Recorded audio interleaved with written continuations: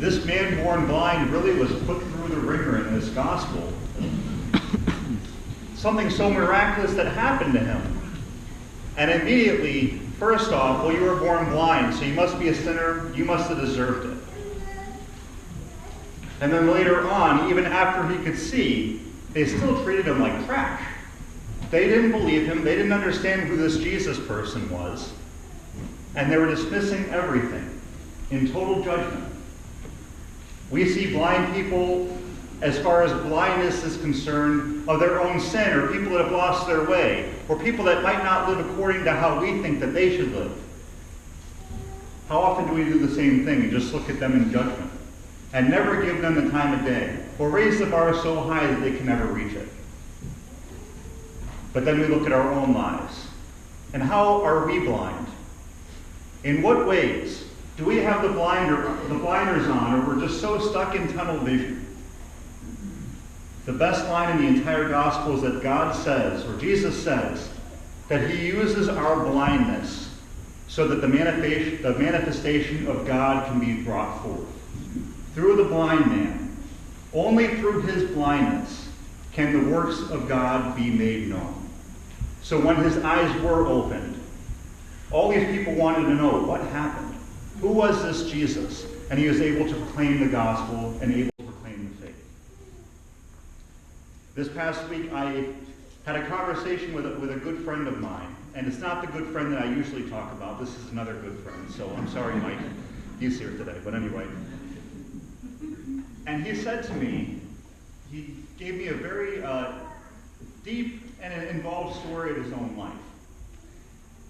And saying, you know what, when I was in my 20s, 30s, 40s, and working, and raising my family, and busy doing all sorts of things, I never really had the time to visit my folks.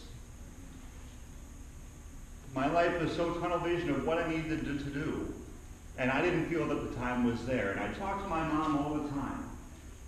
And my mom would say, when are you coming to visit? When are you coming to visit? When are you coming to visit? Oh, later, Mom, later, Mom, later, Mom. So this went on for most of his life, and made the time, I guess, when he could. Then he'll always remember the last conversation he had with his mom. She stopped what she was saying and says, hey, when are you stopping by to visit? I'll get to it, I'll get to it, I'll get to it. She died the next week. So since then, he has made the effort to visit his father each and every week, will not miss a day for the world, has brought so much joy and rejuvenation to his life, but will always feel a little bit guilty and saying, I should have been doing this all along. I had the time, but I was blind. I had the time, but there are so many other things in the way that I didn't see clearly, but now I do. He has seen the glory of God in relationship. But we can't look to the past just in total regret and feeling like we're nothing but filthy people because of how we acted. Because through our blindness, God showed us his glory.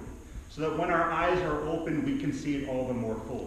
Because he can see that moment when it would happen. When he would see that. And God is nothing but love, mercy, and forgiveness. It was a really, really beautiful and touching story hearing him talk about this, because there's still pain. But then there's so much joy and happiness in finally discovering what relationship is all about. With the Stations of the Cross, we pray every Friday. Different people come and reflect on the way of the cross, following Jesus through his own passion. And we can recognize the own blindness that we have in our lives. We can get into the me mode. Poor me. My life is so awful. This needs to be fixed, this needs to be fixed, I'm never going to be happy until. But then when we reflect on the passion of Christ, we see his own suffering and realize that ours is nothing compared to what he suffered. But then we realize all the people around us in the world that might be suffering just a little bit more than us, and how we might be able to be used, even in our own blindness, even in our own weakness and sinfulness, to relieve the burden of one other person. God uses us to make his manifestation known, to be made visible through our own blindness. So that through all of this, when we come into that sacrament of reconciliation, when we come to the confessional, God doesn't look at us and say, look at all the stuff back there where you were messed up. Look at your blindness. No, he's happy for that day where you come back to him for his mercy. And he says the same thing to you that he said to the blind man. That God's love, God's mercy is being made visible through you. You were blind, you now see. Be sent forth now to proclaim the works of God, the manifestation of God's love through you. And through our actions, through our words, we also will make the blind see. Not looking back at our blindness with guilt and recognizing that we weren't all that before, but rejoicing on this fourth Sunday of Lent, rejoicing in the fact that God doesn't still heal, God indeed still loves, and we're called to do likewise.